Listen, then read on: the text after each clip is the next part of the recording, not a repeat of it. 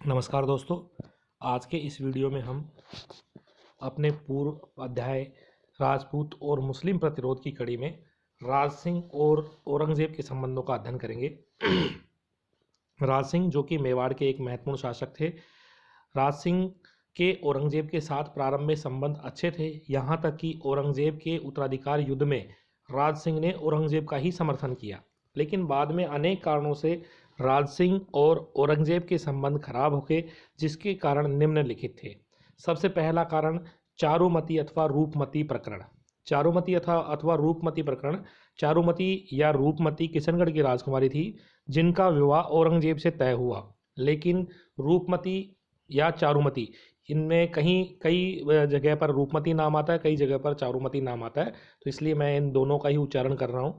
चारुमती या रूपमती ने औरंगजेब से विवाह करना स्वीकार नहीं किया और औरंगजेब से विवाह नहीं करना चाहती थी, इसलिए उन्होंने राज सिंह से सहायता की याचना की और कहा कि राज सिंह मेरे से विवाह कर ले और औरंगजेब से विवाह करने से रोके। राज सिंह ने चारुमती से विवाह करके औरंगजेब से चारुमती का विवाह रोक दिया। इससे औरंगजेब राज सिंह से नाराज था। दूसरा कारण, औरंगजेब द्वारा कट्टर हिंदू विरोधी नीति का अनुसरण किया गया, जिसके तहत उसने मंदिर तोड़ने की नीति का अनुसरण किया, जो 1669 में प्रारंभ की। दूसरा, उसने 1679 में हिंदुओं पर जजिया कर लगा दिया।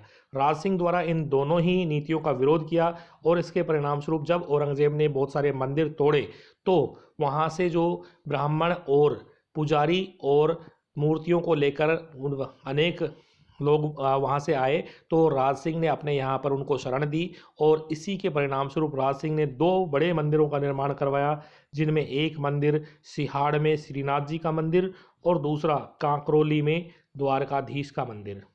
इसके अलावा तीसरा जो महत्वपूर्ण मुद्दा था, जो विवाद का कारण था, वो मारवाड़ का प्रश्न था, जिसमें मारवाड़ में जसवंत सिंह की मृत्यु के बाद अजीत सिंह जो कि उनके पुत्र थे, उनको औरंगजेब ने उत्तराधिकारी स्वीकार नहीं किया।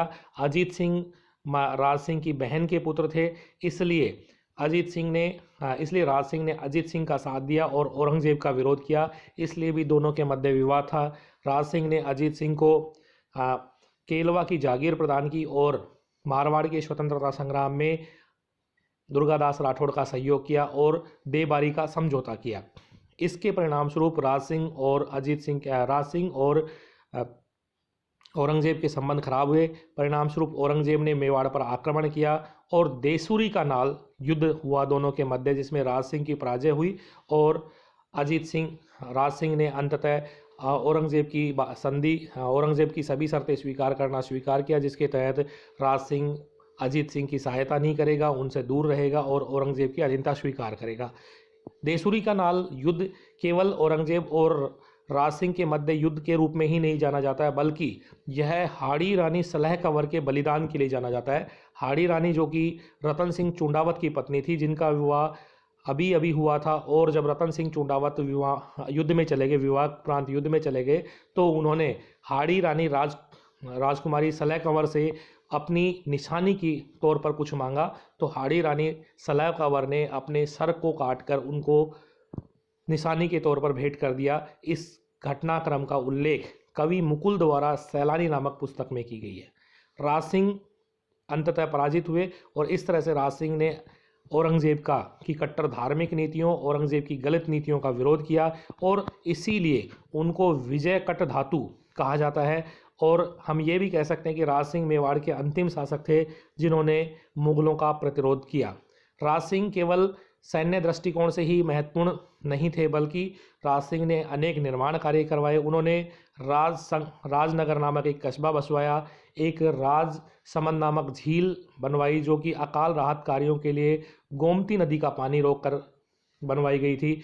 इस झील के किनारे पर ही नो चौकी पाल नामक एक जगह थी, जहां पर 25 शिलाओं में 25 श्लोकों में संस्कृत भाषा में मेवाड़ का इतिहास लिखवाया। इसकी रचना रणछोड़ दास भट्ट द्वारा की गई। इसे राज सिंह प्रशस्ति के नाम से जाना जाता है। इसे हम विश्व का सबसे बड़ा शिलालेख या प्रशस्ति भी कह सकते हैं। इसमें हमें मेवाड़ के इतिहास की जानकारी मिलती है।